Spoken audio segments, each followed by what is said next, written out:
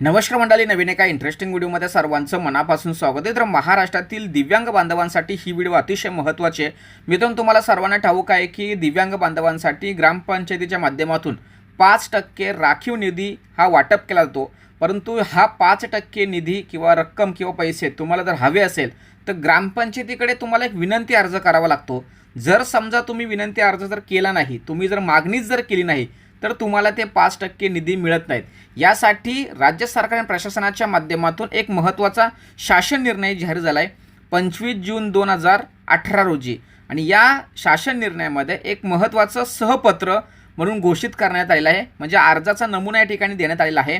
आणि या ठिकाणी बघा, फक्त वैयक्तिक लाभाच्या योजनेसाठी लागू लाभार्थ्यांकडून भरून घ्यावयाचा अर्जाचा नमुना। आता 5% निधी हा वैयक्तिक लाभामध्ये येतो, म्हणून हा अर्ज किंवा हा फॉर्मॅट किंवा हा नमुना तुमच्यासाठी अतिशय महत्त्वाचा असणार आहे। या ठिकाणी या ठिकाणी जिल्हा समाज कल्याण अधिकारी, महिला व बालविकास अधिकारी, गट विकास अधिकारी, ग्रामसेवक यांच्यापैकी ज्या ठिकाणी तुम्हाला 5% निधीची मागणी करायची आहे त्यांना प्रति म्हणून तुम्हाला या ठिकाणी घ्यायचं आहे। बाकीच्या ठिकाणी तुम्हाला फक्त काट मारायची।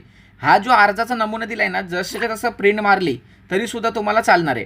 तर या ठिकाणी बघा, जिल्हा परिषद, पंचायत समिती आणि ग्रामपंचायत, जी तुमच्या ग्रामपंचायतीचं नाव असेल ते टाका, किंवा पंचायत समितीमध्ये अर्ज करत असेल तर तो टाका, जिल्हा परिषदेचं नाव असेल तर तो टाका।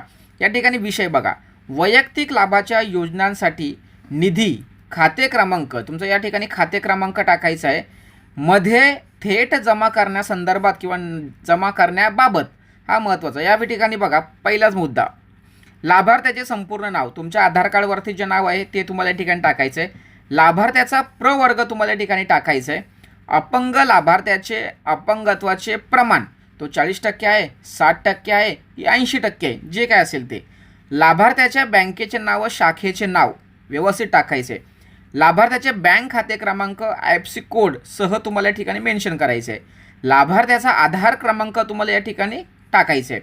त्याचबरोबर या ठिकाणी बघा, 7वा मुद्दा, लाभार्थी शासन क्रमांक GPU 2018 प्रक्र 54 वित्त 3 दिनांक 25 जून 2018 मधील वैयक्तिक लाभाच्या योजनांमधून कोणती वस्तू किंवा साहित्य घेऊ इच्छितोय व त्यामुळे लाभार्थ्याचा काय फायदा होणार आहे हे तुम्हाला या ठिकाणी मेन्शन करायचं आहे। लक्षात ठेवा, जे असेल ते फायदा तुम्हाला या ठिकाणी लिहायचं आहे। त्याचबरोबर पुढे बघा, 8वा मुद्दा बघा, या वस्तू व साहित्यांची अंदाजे किंमत किती आहे ती किंमत तुम्हाला या ठिकाणी टाकायची आहे। त्याचबरोबर या वस्तूची किंवा जे साहित्य तुम्ही खरेदी करणार त्याचं वैशिष्ट्य काय आहे, त्याचा नेमका स्पेसिफिक रिझन काय आहे किंवा स्पेशलायझेशन नेमकं काय आहे ते तुम्हाला या ठिकाणी टाकायचं आहे। 10वा मुद्दा बघा, यापूर्वी वैयक्तिक लाभाच्या योजनांचा लाभ मिळाला आहे किंवा नाही, होय किंवा नाही तुम्हाला त्या ठिकाणी मेन्शन करायचं आहे। त्याचबरोबर लाभ मिळाला असल्यास लाभाचे स्वरूप व योजनेचे नाव तुम्हाला या ठिकाणी टाईप करायचे आहे। त्याचबरोबर 12वा मुद्दा, शेवटचा मुद्दा बघा, प्रमाणित करतो की जिल्हा परिषद असेल, पंचायत समिती असेल, ग्रामपंचायतीमधील वैयक्तिक लाभाच्या योजनातून माझ्या बँक खात्यावर वस्तू साहित्य यासाठी वर्ग केलेल्या निधीमधून मी वस्तू साहित्य 2 महिन्याच्या आत खरेदी करेन व सदर खरेदीच्या पावत्या मी संबंधित ग्रामपंचायत ग्रामसेवकाकडे त्वरित सादर करेन, अशा पद्धतीचं एक डिक्लेरेशन म्हणून आहे। आणि या ठिकाणी संबंधित लाभार्थ्याची सही या ठिकाणी पाहिजे। तर मित्रांनो, अशा पद्धतीचा हा नमुना तुम्हाला उपयोगी ठरणार आहे। या नमुन्याच्या आधारे तुम्हाला अर्ज करायचा आहे। हा नमुना मी PDF स्वरूपामध्ये डिस्क्रिप्शन बॉक्समध्ये देतोय, त्यावरती क्लिक करून तो डाउनलोड करायची, त्याची प्रिंट मारायची आणि उद्याच्या उद्या लगेचच तुम्हाला हा फॉर्म संबंधित कार्यालयामध्ये जमा करायचा आहे। म्हणजेच तुम्हाला 5% निधीची मागणी करायची। जर समजा तुम्ही मागणी केली नाही तर तुम्हाला 5% निधी मिळत नाही। त्यामुळे तुम्हाला मागणी करणं गरजेचं आहे। म्हणून हा व्हिडिओ, ही माहिती तुमच्यासाठी अतिशय महत्त्वाची आहे।